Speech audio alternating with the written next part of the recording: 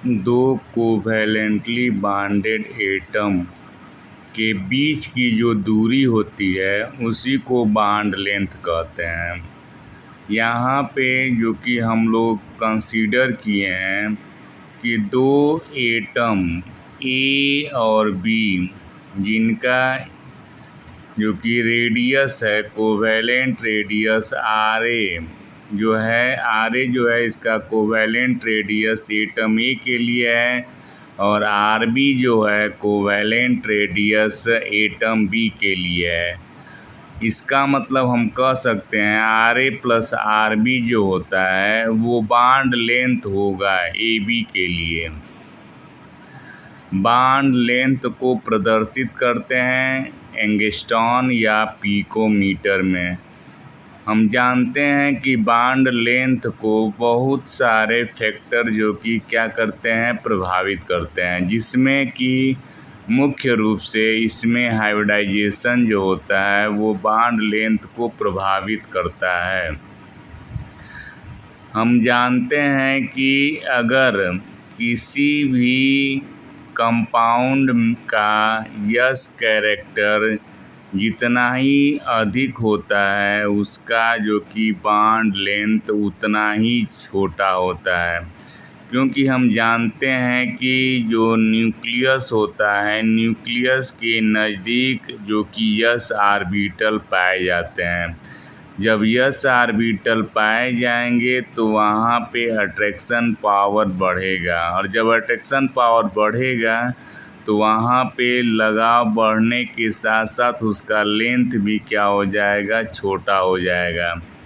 हम अब यहाँ पे sp3 sp2 और sp के हाइब्रिडाइजेशन के लिए बॉन्ड लेंथ देखेंगे तो यहाँ पे sp3 के लिए 25% यस कैरेक्टर होता है और यह जो है कि CH बॉन्ड लेंथ जो एंगस्ट्रॉन में होता है 1.11 और C बॉन्ड लेंथ जो होता है 1.54 होता है। इसी प्रकार sp2 के लिए यस कैरेक्टर जो होता है 33.33% होता है और जो CH बॉन्ड लेंथ जो होता है 1.083 होता है एंगस्ट्रॉन में और जो कि कार्बन के बीच जो कि लेंथ जो होता है 1.34 एंगस्ट्रॉन होता है। अगर देखते हैं sp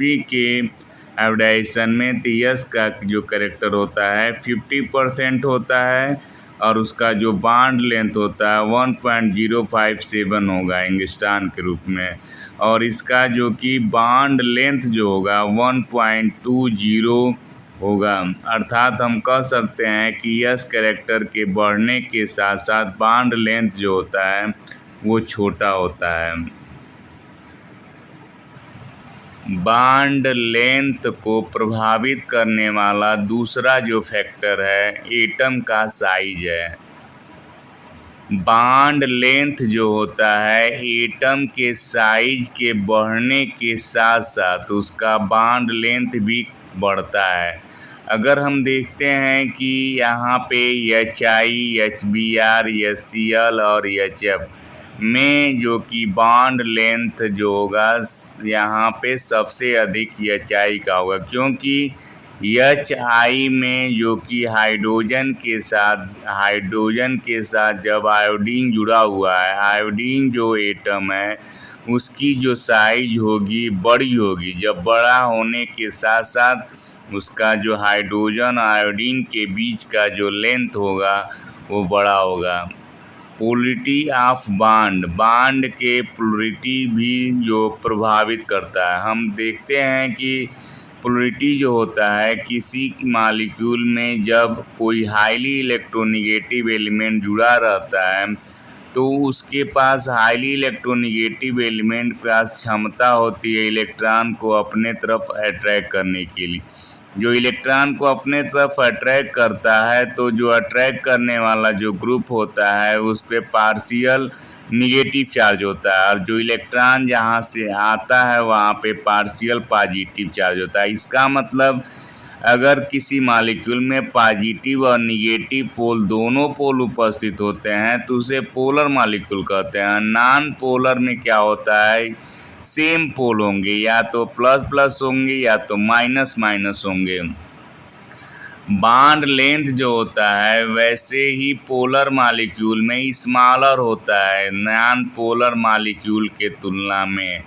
ये जो कि हम कभी कभी यहाँ पे देखते हैं कि जो बॉन्ड लेंथ होता है वो हाईली इलेक्ट्रोनेगेटिव एलिमेंट जो होता है वो क्या होता है कि शार्टर हो जाता है, जिसके जो कि लेस इलेक्ट्रोनेगेटिव अगर कोई मॉलिक्यूल है, अगर मॉलिक्यूल में अगर एक के मॉलिक्यूल में अगर हाईली इलेक्ट्रोनेगेटिव एलिमेंट जुड़ा हो और दूसरे मॉलिक्यूल में जो कि लेस इलेक्ट्रोनेगेटिव एलिमेंट जुड़ा, तो जहाँ पे हाईली इलेक्ट्रोनेगेटिव एलिमेंट जुड़ा रहता है वहाँ पे अट्रैक्शन पावर बढ़ने के साथ साथ उसके लेंथ को छोटा कर देता है। एग्जाम्पल के तौर पे अगर हम देखते हैं CO के, तो CO का जो लेंथ होता है 1.4 होता है, CN का बॉन्ड लेंथ होता है 1.51 एंगस्ट्रॉन होता है और CH का जो बॉन्ड लेंथ होता है 0.82 एंगस्ट्रॉन होता है।